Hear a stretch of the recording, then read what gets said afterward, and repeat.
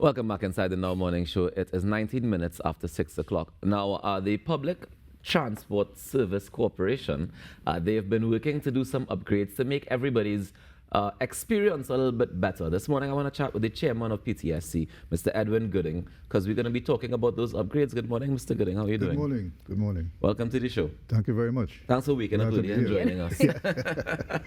So tell us the big transformational upgrades that are happening at PTSC. Give us a snapshot of what's been going on. Okay, well, first of all, I'm happy to be here to share some good news, which I consider to be good news in terms of what we are doing. So I want to put it in the context of a 3-year horizon. Right. We are operating right now with around 225 buses every day. And we are operating just around 50% of our routes, right, which is about 79 routes out of 163. So that is what we are doing now. Where we expect to be is 500 buses and operating all 163 routes. And that we expect to do over the next 3 years. Right. So what we're saying is we are moving from a company with 200 buses. We're going to double that size. We're going to have to get technology to support such a large fleet. And we will also have to look at our staff to make sure that our management structure and our staff structure have the robustness to take on such a significant leap in such a short period of time. So what we're looking at is a much larger company with greater reliability and efficiency, and to meet the needs of the national public. No, in order to grow the company, I mean, that sounds like an expensive undertaking. Well, nothing is cheap these days, right? So we're learning daily. Yeah. But we at the PTSC are mindful of the cost. You spoke about the flour prices going up and so on. And we are fortunate that government supports us 100%, 90%. So we are able to continue to provide convenient, affordable service.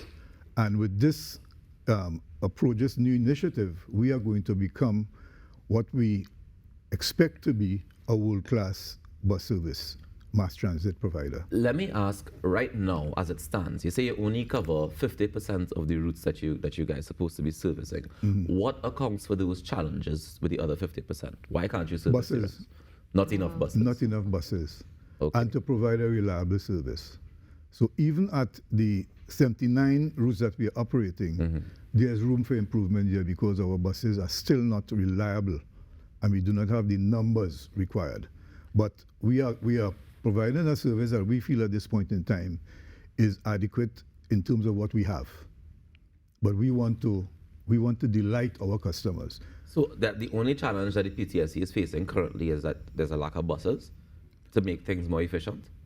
Well, that's right, buses. That's the main thing. Right. We need buses, and because of the number of buses we need to have, we need infrastructure. Right. So we have a plan for a major complex, multimodal complex in Toruba.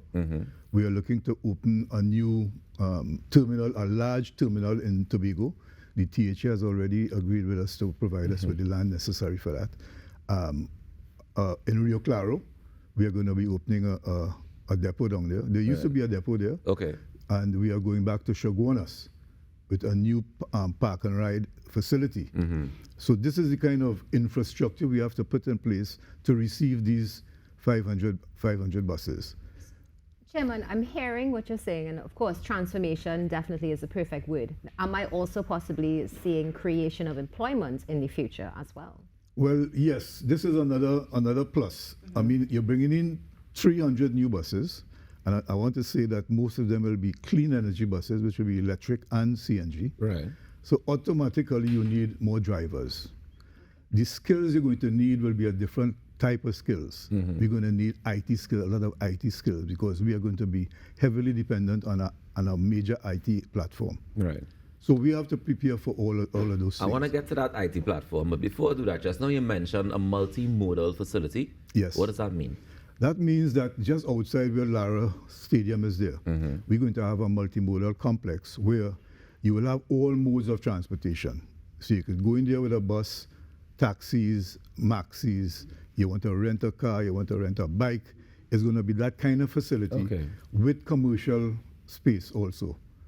Okay, so this is meant to be an income generator for PTSC. All of what we're going to be doing is income generation, because one of our objectives is to be less reliant on the government, right? On the public purse. And right now you mentioned just now that the government gives you all is 90%? Around 80-something, 90%. All right, and you want to get that figure down to how much? In 3 years, we want to be able to generate 30% of our revenues. So we want to move from 10% to 30% of our revenues. All right. Yeah. So tell us about the upgrades that are happening currently, because you mentioned these are long-term plans, right? Well, short 3 years. 3 years, 3 right? years. But what has begun already? We are preparing for this expansion and to manage this larger operation. Okay. So we have been doing work with our IT in terms of our fleet management, inventory management. That's all computerized. We just launched our new website, which is going to be a very functional type website where our commuters can go online, and within about, I would say, in a couple of weeks, 6 to 8 weeks, we would have a pay portal on our website. So you can purchase your tickets for the bus. So all these buses, tours that we have and tours, you will be able to go online and purchase your tickets. How have you found the response so far to be to the bus tours? Well, that is our success story. Yeah. I don't know if you all remember going on excursions a long time, right? I used to go with my grandmother all the time, and we look forward to getting on that bus. And what we have found with the Busset campaign is that we have seen a lot of families, right? Young mothers with children who would come and be able to get on a bus, drive to Blanchisseuse. The bus remains here with whatever you have on the bus. You can have your picnic, etc. And we are seeing people are really enjoying it. We are the second one. And what we had to, and I want to say this one, is that we are using the ferry service to have tours from Trinidad to Tobago for 1 day. So we get you to the terminal, the ferry terminal. You take a boat, you go to Tobago, the bus picks you up, and we take you to a destination in Tobago. And we want to do that in the reverse, bringing Tobagonians to Trinidad for a day and taking them on our tours. So that is something that is going to be, a good fillip for us in terms of revenue. Right. Now, one of the things that you mentioned when we spoke about your modal hubs, if I'm not mistaken, is park and ride facilities. That's right. So we're looking at something that also will benefit us as a population with easing traffic on the roads. Well, that is the main objective. The main objective there is really to have, hopefully, a lane, which you call a HOV lane, which means that if you have 2 or 3 people or 3 or 4 people, you can use that lane. Right. And you can also use that lane for the buses, but that is something that is a little bit away. But we can start the park and ride immediately when we get to Chaguanas, San Fernando, and Arima. So you can come, you park your vehicle, and you get in the bus and go to work. All right. Now, you mentioned just now the IT upgrades and the need for new IT staff or to upgrade your IT department and the staffing for it. That's right. I know that we've had a challenge where people say, I missed the bus, or I don't know, I'm not sure what time the bus coming, because the bus supposed to come this time, but maybe due to traffic or due to whatever other reasons it run late or it run early, as the case may be. Are we going to be seeing an upgrade on how we can access real-time information on where buses are? Well, I spoke about the IT upgrade, and a lot of that would have to do with the customer-friendly IT, where our commuters will be able to have a mobile app, right, where you can see where your bus is, what time your bus would come, right, if your bus is going to be late. So we're really moving into the realm of first world type transportation service. Also, we're going to have e-tickets. Right now, you cannot get on a bus unless you have a paper ticket. Right. Yeah. E-ticketing will mean that you can get on a bus anywhere once you have it loaded on your card or whatever. Flash your card and you're on the bus. So we are seeing immediately an uptick of people who right now would like to take a bus, it's passing in front of you, but you don't have a ticket.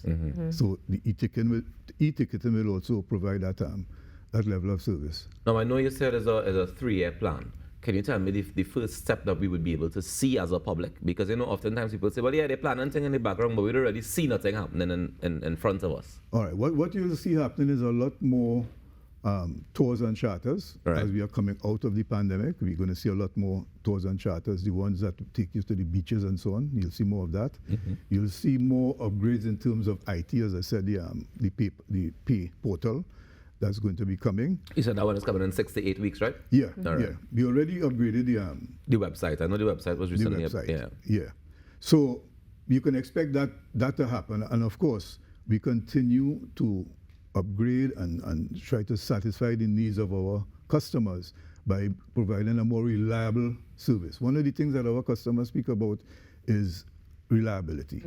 And you know, if you're going to be on a bus, when you're ready for that bus, you come out, you jump on the bus, it takes you where you're going. We want to bring back the bus service the way it used to be a long time, where it was a convenient way, it was reliable, it was affordable, and people felt very safe on the bus. And right now, I think that is one of the things that we want to sell, the safety. Well, I was going to ask you about that. Do people feel safe on the buses now? Yes, they do. We do our surveys monthly, our internal surveys, and the customers are very happy in terms of the security of the service. Right. Who would you say your customers are currently? Our main customers are the elderly and school children in uniform. Right. Right? We have a large number of people who come to work to Port of Spain, right? But the majority, I would say, will be a mix between the elderly, the young, and those people. And the people who pay really are the... people who work at Port of Spain. That's interesting. We've seen a shift because I remember growing up, we would have seen everybody, and even perhaps working in my younger years, everybody from all ages took the bus. And it still is, I mean, it's still very safe. It feels quite comfortable. But one of the things that you mentioned, Chairman, is affordability. And I know we're hearing all about these transformational plans, and a question on a lot of people's minds right now is, does that mean the price may go up? Well, I don't think it's a touchy subject. You know how that is. Well, I think we are at a stage where we have not had an increase in our fares since 1996. Yeah. All right. So I would think it will not be far-fetched that if you provide a service that you are happy with, it's reliable. When you go there, you catch a bus, you get to work, you get to your leisure on time. I think you'll be willing to pay what is considered a reasonable price. Agreed. Right? But that is not for the PTSC. That's a government decision in terms of when or if any increase will come into play. Okay, so the PTSC doesn't control that decision? No. All right. But we feel that given the number of buses that we're going to have, our ridership alone should more than double. Yes. Right? That is going to be income for us. We also have advertising. We have digital advertising, we have billboards, and we have bus advertising. We are going to be leveraging those significantly to generate the revenue that we're looking for. Yeah, but I imagine, I mean, with the increase in buses, I know that your operating costs would definitely go up as well. Of course, it will, but the buses that we are buying, it would be a heavy cost going in. Right. But electric buses, the maintenance cost over time is less. Now, you know, that's another thing that we have to talk about, because we often have a challenge in this beautiful Twin Island where we don't seem to be willing to do the work that comes to maintain things. So we buy these brand new shiny objects, but we don't seem to have a maintenance plan in place that says, all right, every 6 months the bus needs to service, for example. Is that part of the change that we're going to see in the PTSC? Well, I wanted to let you know that we do have preventative maintenance right now at the PTSC. Okay. Our systems allow us to predetermine when buses are going to be pulled out and be serviced. But with this new trust and these new 300 buses coming, we are not very familiar at all with electric buses. We know what they do, we know their benefits and so on. So part of what we're going to be doing this time is we are going to have the manufacturer of the buses, they would set up shop here to provide us with a number of years of service.